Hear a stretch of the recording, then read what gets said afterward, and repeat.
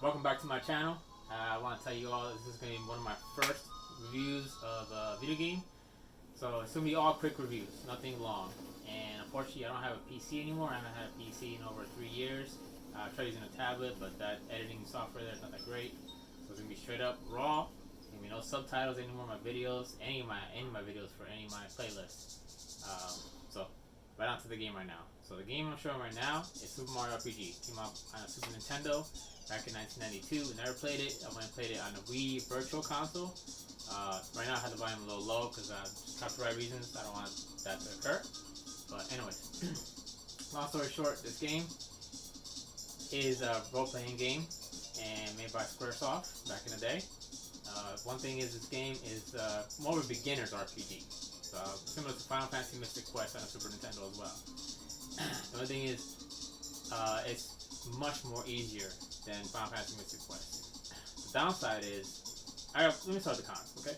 This game has a few puzzles that are required to be done that are not simple at all, and you need a guide to get through those puzzles. Music levels, I hated, atrocious. The door puzzles as well near the final dungeon were also atrocious, and I can't stand it. For me to look for a guide on a simple basic RPG is ridiculous, especially now since I have so much 20 plus, 30 plus years experience of RPGs.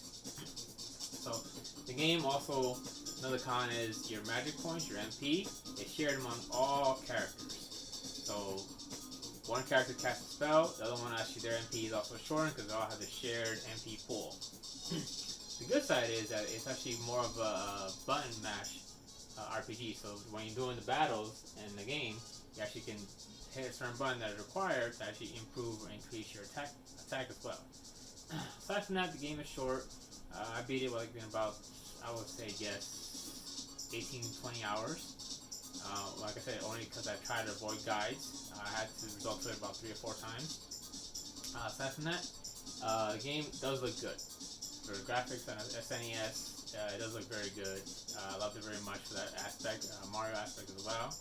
Aside from that, I give the score overall a 4 out of 10. Reason being is because of the requirements or the puzzles to pass through certain parts of the game, you need a guide for. And I didn't have a guide back in the 90s, so I could imagine people's frustration when they first played this game. Right now it's on 22, so I just finished it recently, less than a few weeks ago.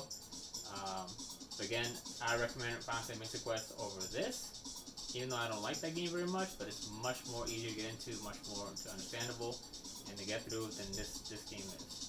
So overall, there's a game for you. Alright, see you again soon.